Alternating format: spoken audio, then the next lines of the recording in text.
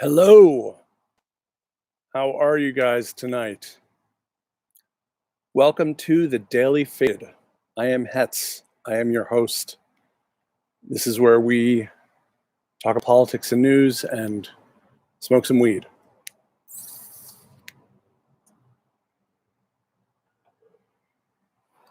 Every Monday through Thursday night, cannabis, politics, and news. That's what we're doing here. So the first thing I wanted to say is I want to say thank you to you guys for watching. I am hugely grateful, and I am very happy to tell you that we passed 1,000 views today. And this channel has only been in existence for less than 10 days.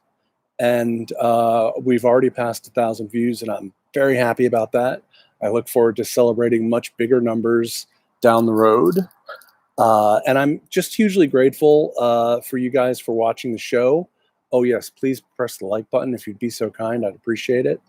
And if you're new and you're watching this stream, make sure you hit subscribe and hit notify so that you can get our daily Faded Minute updates and join us on the live stream every Monday through Thursday night at 11 o'clock Eastern, 8 o'clock Pacific. So I love doing this show. I really, I'm having a lot of fun with it. I really enjoying it, and starting to get some feedback on it, which is fantastic. I love to get people's thoughts on the show. And, someone had a comment on Facebook that I thought was kind of funny. And I'm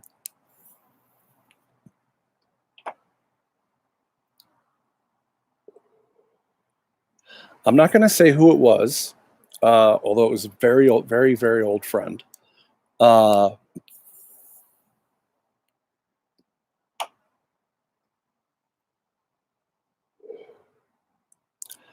And she asked a question that, it made me think, and it made me think of a question that is worth answering, which is, why do I smoke weed and talk politics and news? Why weed and politics? Why weed and news? Isn't it difficult to tell a coherent narrative or put together strong analysis when you're stoned? Perhaps. But I want you to think about all of the people out there doing news who aren't stoned. These are the people who told us that there were weapons of mass destruction. They weren't stoned. These are the people who told us that Saddam Hussein did 9/11. They weren't stoned. These are the people who told us that we need the Patriot Act to keep us safe. They weren't stoned. These are the people who told us that a black man with a Muslim-sounding name could not be elected president. These are the same people who told us that an orange game show host buffoon couldn't become president, and that the presidency of Hillary Clinton was inevitable. These are the people who told us for years that Donald Trump was a Russian agent. And yes, the Mueller report revealed that he was not only not a Russian agent, but that he was not competent enough to be a Russian agent. And we're going to come back to Russian agents a little bit later. The unstoned press told us there was a chemical attack in Douma, Syria, without any critical reportage on it. And years later, we would see a whistleblower who told us that the OPCW found no evidence that there was actually a chemical weapons attack in Douma, which is the thing that justified Trump's attack on Douma. So all of these, yes, and that was from WikiLeaks that we found out the truth about that. And what do all of these news stories have in common? They're told to us by people who don't smoke weed. Maybe they should be smoking some weed. Maybe they should try getting faded when they do the news.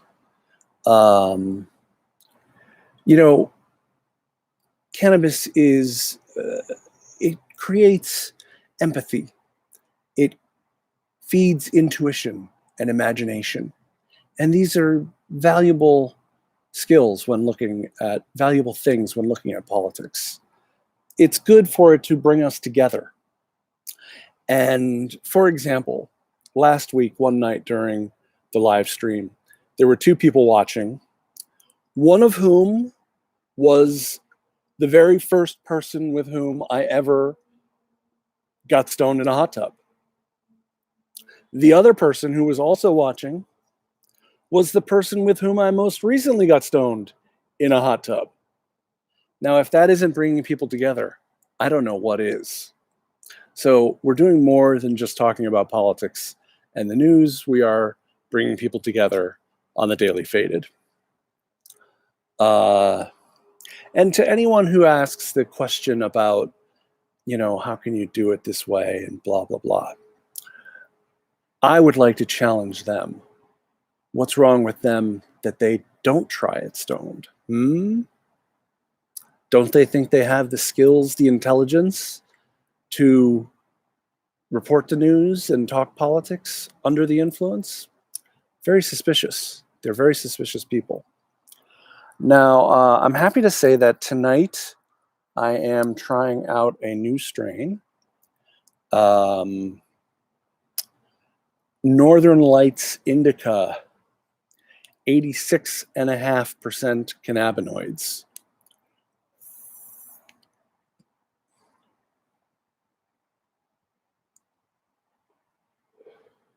It's tasty. It's good. It's good.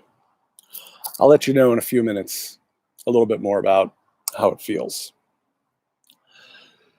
So, boy, did I come across a lot to talk about today.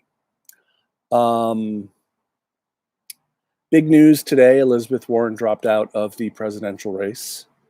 And we're not going to talk about the presidential race alone today. I've got a few other things to talk about tonight. She made some brief comments, and she talked about how there were two lanes. She was told there were only two lanes in the Democratic primary, that there's the progressive lane and that there's the moderate lane. And she was of the mind that there was a lane in between the two. And she said maybe she was wrong all along. Who knows? Could there be a lane between moderates and progressives? There actually could be a lane between moderates and progressives if the moderates would admit the truth, which is that they're not moderate, they're conservative Democrats. They're pro-business conservative Democrats. So if they would stop describing themselves as progressives, which they are not, then you might actually have a moderate place in between the progressives and the conservatives in the party. But, I don't know how many real moderates there are. Maybe a lot of people are moderate in that they don't think of themselves as radicals. They don't think of themselves as wanting a revolution, and yet they like the sound of Medicare for all and free college and things like that. So, maybe there is a moderate lane, and, maybe it's just our media that makes it the way it is. Tomorrow, and he called it, and he was right on about that. I was kind of impressed when I saw her drop out this morning, how perfectly he called it. Check out the video I did earlier today. Warren to Biden just doesn't make sense. I laid out my reasons why Warren to Biden just doesn't make sense. If you go from supporting Elizabeth Warren to voting for Joe Biden, it means that you're voting based on, I don't know, personality or some emotional response, not what they actually stand for, because Joe Biden will not do any of the things that Elizabeth Warren has been talking about or proposing. And I have to tell you that I had become, I was, obviously we were all thinking about the possibility that Elizabeth Warren would drop out. And I had become somewhat,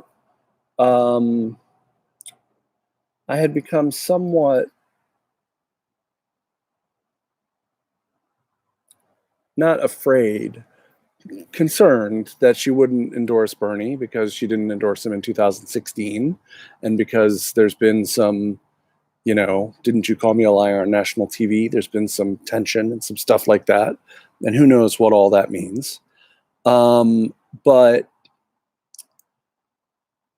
then I saw on Twitter today that Addie Barkan, the Medicare for All activist, endorsed Bernie. He had endorsed Warren previously, and his endorsement of Warren was a little bit controversial. I think he has, I don't know, does Addie Barkan have Lou Gehrig's disease? I'm not sure. He's wheelchair bound, and I'm not sure why. But he has been a passionate and vocal advocate for Medicare for All. So seeing him come around and seeing some other Warren supporters come around to talk about uniting a progressive movement and having a united progressive front, progressive solidarity, made me realize that there's some upward pressure on Warren from people who supported her and people who believed in her message. There's some pressure on her to endorse progressively, to build the progressive coalition. And, I'm hopeful that she will endorse Bernie. I think it would be helpful. I think it would make this an even closer race, an even tougher race to call.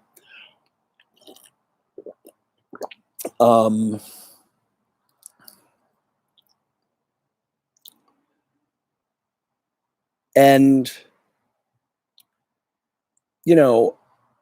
for her endorsement to really have an effect, to really be as powerful and important as it can be, it would have to be before the weekend, because you want enough time to campaign on it before the next round of primaries on Tuesday night, which includes Michigan.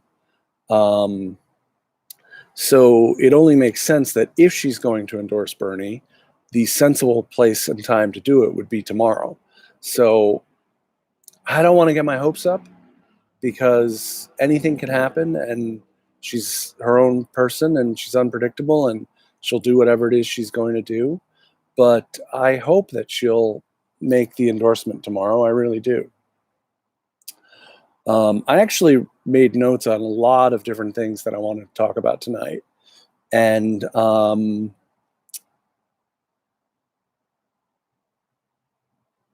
next one is Rachel Maddow's Bernie Sanders interview.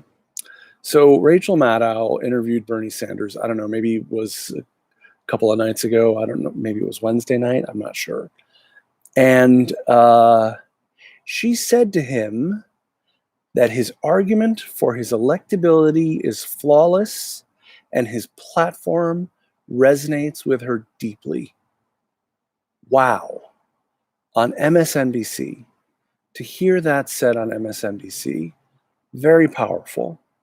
And one would think it was an indication of the power dynamic beginning to change a little bit, and MSNBC realizing that instead of shitting on progressives all the time, that they actually need to reach out to progressives, that they actually need to be open to progressives.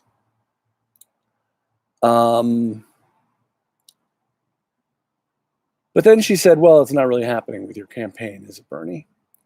And the black people aren't voting for you, are they, Bernie? And she kept asking in multiple different ways, your campaign is failing. You won't go to the convention with enough delegates. What if Joe Biden has more delegates? You've lost momentum to Joe. She kept finding any different way she could to ask questions framing the state of the Sanders campaign as being in an extremely negative place, which it isn't. We're down 50 delegates to Joe Biden. There's 60% of the states remaining. There's still a long way to go in this primary. So, couching everything that way in the interview belied a little bit the notion that he was touching her deeply with his message. But I will, and don't get me wrong, I'm not saying she shouldn't be adversarial in the interview. Journalists should always speak truth to power. Journalists should always be adversarial. So I don't have a problem with her being adversarial. But when they repeatedly frame the questions in a particular way, you can tell that they're really advancing a narrative. And whether it's a narrative that they actually believe in, or whether I don't know that it's necessarily the smoke-filled rooms that it comes out of, but they are building a narrative, and they have decided on what the story is that they're going to tell. It's manufacturing consent. It's Noam Chomsky 101. I do want to give props to Bernie for his consistency, because Rachel Maddow asked him, what if Joe Biden goes into the convention with the plurality of delegates? And Bernie said, well, if he goes in with the plurality of delegates, then he should win. So I appreciate him being consistent on that. They've been misrepresenting Bernie as hypocritical on that issue, when he's always been of the opinion that there should be no superdelegates, period, whatsoever. And that position has never changed. And the rules that we currently have, where superdelegates come in on the second round of voting, which have been repeatedly referred to as Bernie Sanders rules. They're not Bernie Sanders rules. Bernie wanted to get rid of superdelegates altogether, but they were massively outnumbered on the Unity Reform Commission by Clinton and Perez appointees, and they weren't able to get rid of superdelegates altogether. So, so he has been consistent on that issue, despite some of the reporting.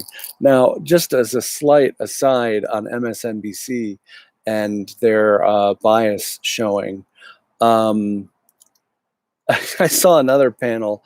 I don't know who it was, but there was someone on MSNBC who was talking about all these people dropping out of the race and all of these last-minute endorsements coming through for Joe Biden, and Joe Biden having an amazing Super Tuesday as a result. And he said they're kind of like the moderate Avengers coming together to save the day, which I thought was funny, because basically what they're saying is Bernie Sanders is Thanos. Will it never end? Will it never end? Nazi, Thanos, all kinds of things. So there was an article in The Hill about a week ago, and this is a little bit more serious, by Tulsi Gabbard. And, I know a lot of people have mixed feelings about Tulsi Gabbard. I can tell you two things about her that I believe to be true, which is she's not a Russian asset, and she's not an Assad asset or an Assad apologist. She is neither of those things that she is always smeared by the media as being. She is many things, but she is not those two things. So she wrote in this article, I'm just going to read you a part of it. She wrote a news article published last week in the Washington Post. So that would have been 2 weeks ago, because this article's a week old, which set off yet another manufactured media firestorm, alleges that the goal of Russia is to trick people into criticizing establishment Democrats. This is a laughably obvious ploy to stifle legitimate criticism and cast aspersions on Americans who are rightly skeptical of the powerful forces exerting control over the primary election process. We are told the aim of Russia is to sow division, but the aim of corporate media and self-serving politicians pushing this narrative is clearly to sow division of their own by generating baseless suspicion against the Sanders campaign.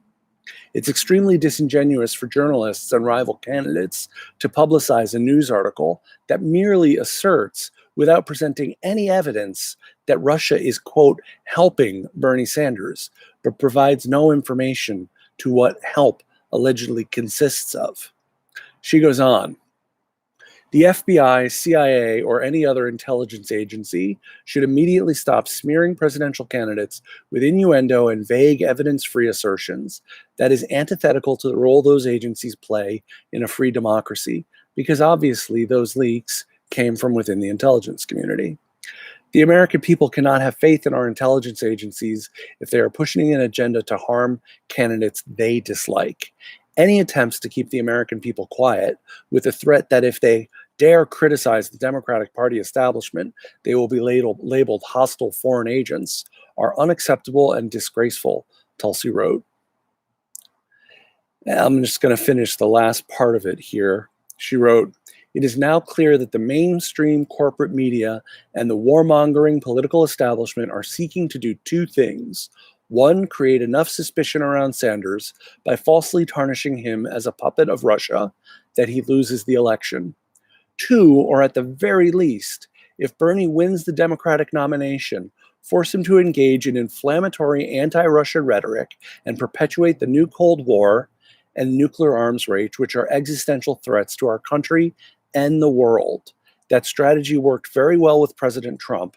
Trump has spent his entire presidency trying to prove to the media that he is not Putin's puppet by carrying out extremely aggressive policies that have brought us closer to nuclear war with Russia than we have been in decades." Now, what is she talking about? The narrative is, Trump loves Putin, Trump's a Russian toady, whatever. Trump withdrew from the INF, the Intermediate Nuclear Forces Agreement. Massively dangerous, not in the best interest of Russia or of the United States, and no indication that that is something that Putin wanted, because it could mean intermediate nuclear missiles going into Europe, and that's not good for Russia. Trump pushed more troops to the NATO boundaries. Trump armed Ukraine. Trump moved the American naval forces into the Black Sea. Trump has done a lot to prove that he's not Putin's puppet, and all of them are potential. All of those things that I just cited are potentially destabilizing. So when they cynically use this neo-McCarthyite stuff to smear people, they're doing considerable damage to our national security interests, and that's something that really has to be taken to heart. The downside of the McCarthyism of the last couple of years, the downside of the media telling us that Trump is a Russian agent for years on end, is that McCarthyism always comes back to hurt the left. That's what it was originally about, was taking down the left, right? And there were smart people like Glenn Greenwald and Aaron Mate who pointed out all of this red baiting and Russia scaring and bullshit is just going to come back and hurt progressives in the end. It's just going to come back and hurt the left. And sure enough, it did when we see Russia, the story that was in the Washington Post about Russia wanting Bernie to win. But I was working on my notes for the show tonight, and I was reading the Tulsi article. I read it twice. And what do you know? A new article in the New York Times came out this evening with the headline, "As Bernie Sanders pushed for closer ties, Soviet Union spotted opportunity. Previously unseen documents from a Soviet archive show how hard Mr. Sanders worked to find a sister city in Russia when he was a mayor in the 1980s. Moscow saw a chance for propaganda." So Bernie has just been a propaganda tool of the Soviets this entire time, is what the New York Times is telling us.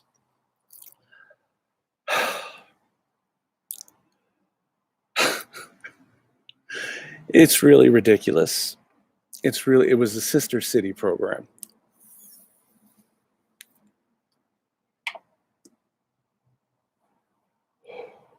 There is some ridiculous video online of Bernie in a room full of Russians drinking shots of vodka and singing. And I think he has his shirt off or he's in his undershirt. It's a totally silly video. And it's from this trip. This is the famed honeymoon in the Soviet Union that Trump likes to talk about. The trip happened to happen shortly after he got married, and he referred to it as a strange kind of honeymoon. It wasn't really a honeymoon. So we already knew about this trip. We already knew about this sister city business. There's a quote from the article from Mike Casca, who said, Mayor Sanders was proud to join dozens of American cities in seeking to end the Cold War through a sister cities program that was encouraged by President Reagan himself. The exchange between Burlington and Yaroslavl, which continues to this day, confirms Sanders' long-held view by meeting face-to-face, we can break down the barriers and stereotypes that exist between people and their governments. It was a sister city program. They took tours of the river and they talked about sewage and other civic issues. Bernie believed that dialogue with the Soviet Union was better than an arms race with the Soviet Union. The article could just as well have been titled, Sanders sought peaceful coexistence during Cold War. But no, of course they didn't title the article that. Of course, as Bernie Sanders pushed for closer ties, Soviet Union spotted opportunity. And the program, the sister city program that they're talking about between Burlington and Yaroslavl, that program apparently goes all the way back to Eisenhower. There have been sister city programs going all the way back. And in the article, there's one vague reference to how the Kremlin thought sister city programs were good propaganda. You know, that sentence could have just as well been written that the Kremlin thought sister city programs were good public relations, right? Like, were they really doing dangerous propaganda in Burlington, Vermont, by having people go drink vodka in some small town in some small city in Russia, Yaroslavl, that no one's ever heard before? I hardly think they were propagandizing the American people there. So that's completely disingenuous by the New York Times to run that headline. And I'm sure it's going to get talked about on cable news, and we're going to have to hear about it ad nauseum over the next couple of days. And what do you know? It's right before the weekend before the next big set of primaries. So convenient. Do I think the New York Times is out to get Bernie Sanders? No. But I do think the New York Times likes to run, I think you're right, they take every opportunity to tie socialism to communism. You're absolutely right, Spandau. It's clickbait for the ill-informed. And it's also, a narrative that they think is going to sell papers. It's going to get clicks. Ooh, look, Red Bernie. It's frankly irresponsible. Because if you read the whole article, everything in the article is perfectly fine. There's just one vague reference to the Kremlin thinking it was good for propaganda. I mean, coming from a propaganda outlet from the New York Times, that is rich. So that kind of pissed me off, I have to say. So I'm glad I'm relating the story to you a little bit stoned. I'm only a little stoned right now, because that eases off on the anger a little bit. Like I was saying, it breeds empathy.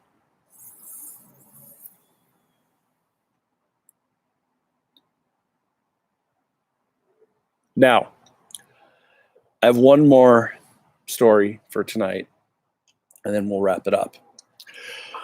Our daily fail. And our daily fail is what I call Andrew Gillum is a motherfucking fraud.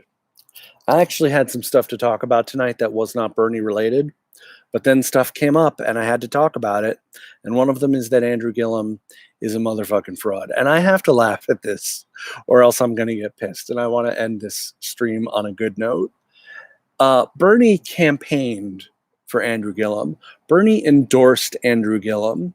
Andrew Gillum ran no corporate PAC money. This was in the governor's race for Florida. And Bernie endorsed him, and Andrew Gillum endorsed Medicare for All in the primary to win the primary. Then, of course, he backed off during the general. And he went on David Axelrod's podcast, and he had the nerve to say that Bernie saying that Fidel Castro educated his children was, quote, like listening to Trump after Charlottesville say there were good people on both sides. That, my friends, is insane. To compare Bernie Sanders, who has spent his entire lifetime fighting for civil rights and fighting for economic rights and fighting for people, to compare him to Trump and to compare a statement of fact. It is a fact. It is a fact that Fidel Castro educated his people. It's a fact. To compare that to saying that that's as awful as the racist comments that Trump made about Charlottesville, completely disingenuous. And all it is Andrew Gillum going on the Axe Files and sucking up to the corporate Democrats. That's all it is. It's a complete betrayal of someone who went out of his way to help him. And I donate. That's it for tonight. Thank you so much, everyone, for tuning in on the live stream. And I will be back again Monday night. Make sure you check the channel tomorrow for another Daily Faded. And I have no idea what it will be about. We'll see. And, if you're not a subscriber, please subscribe. Please hit the like button. And please follow me on Twitter at @the_Hetz. Peace out, guys. Have a good night.